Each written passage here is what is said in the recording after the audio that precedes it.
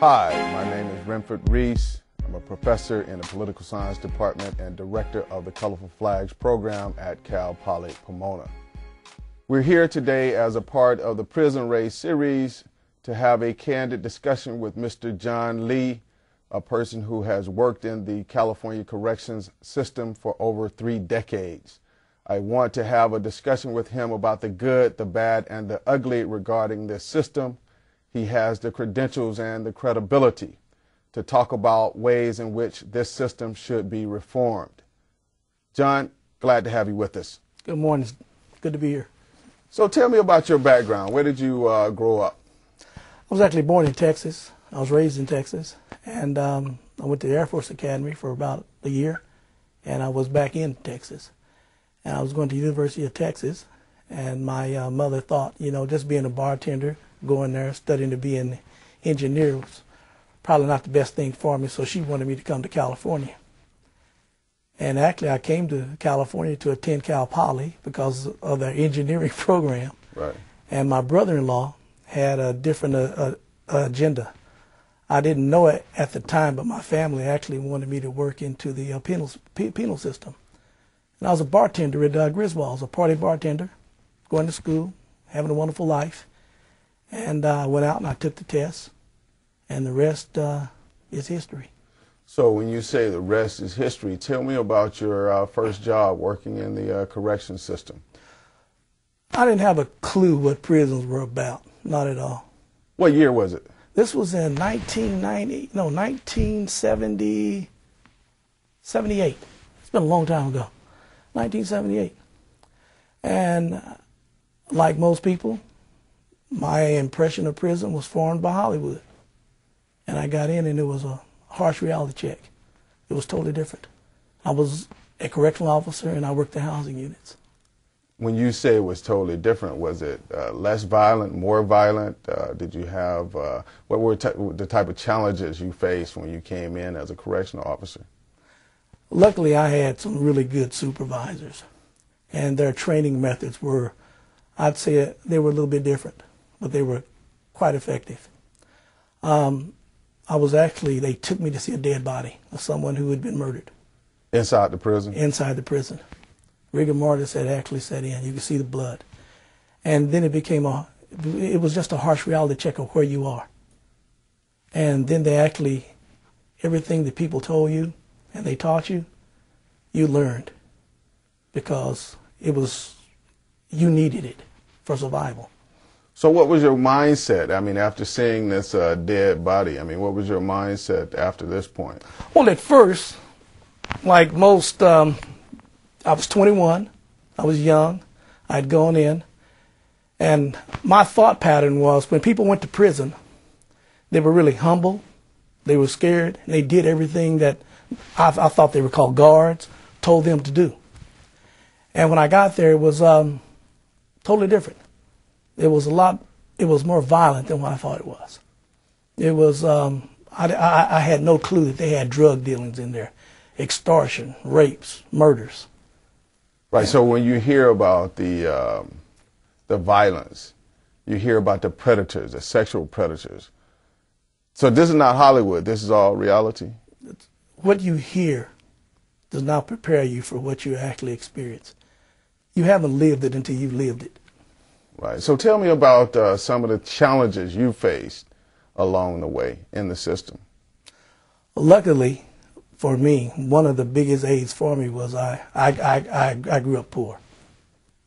And when you grow up poor and you're in that environment, I think you're better prepared for it because that element you grow up with. And some of my biggest challenges were trying to connect and really trying to fit in, to find out where you were, who you are. And you had to learn different skills and techniques because what you want to do, the whole trick of it, is to get people to do what you want them to do when you're outnumbered.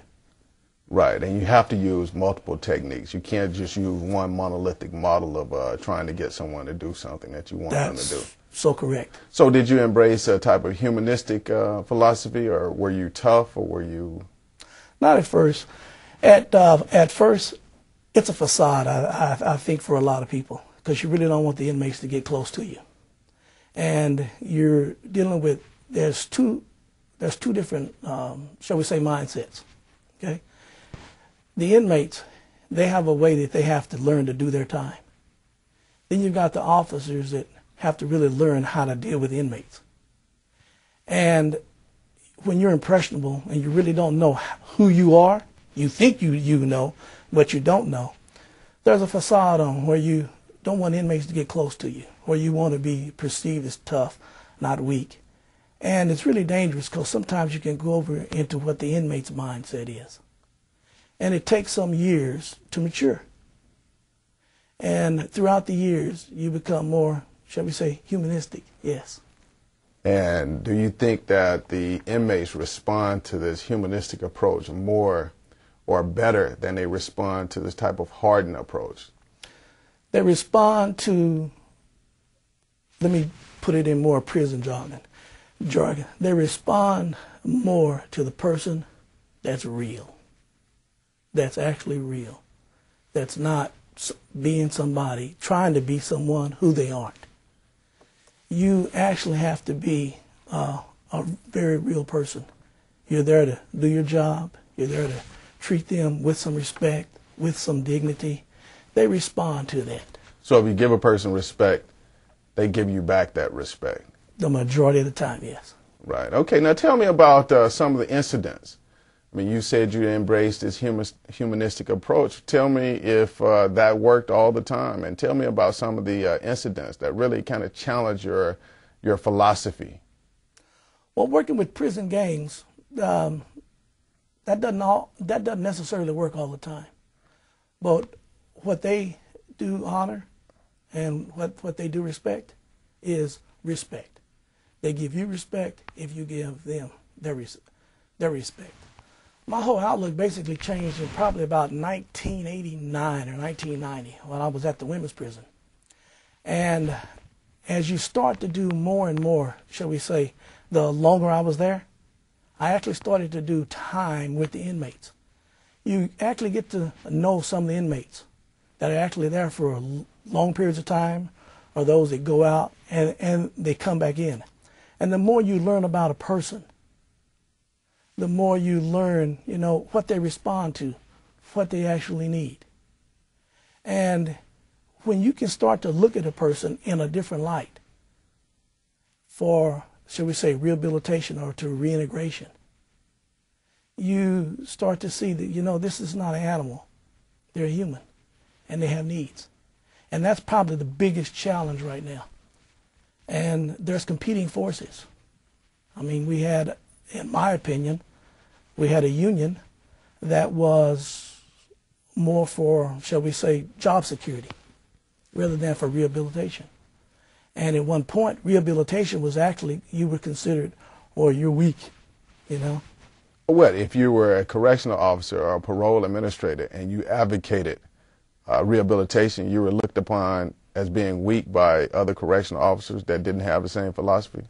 That was actually a split between the correctional counselors and the correctional officers.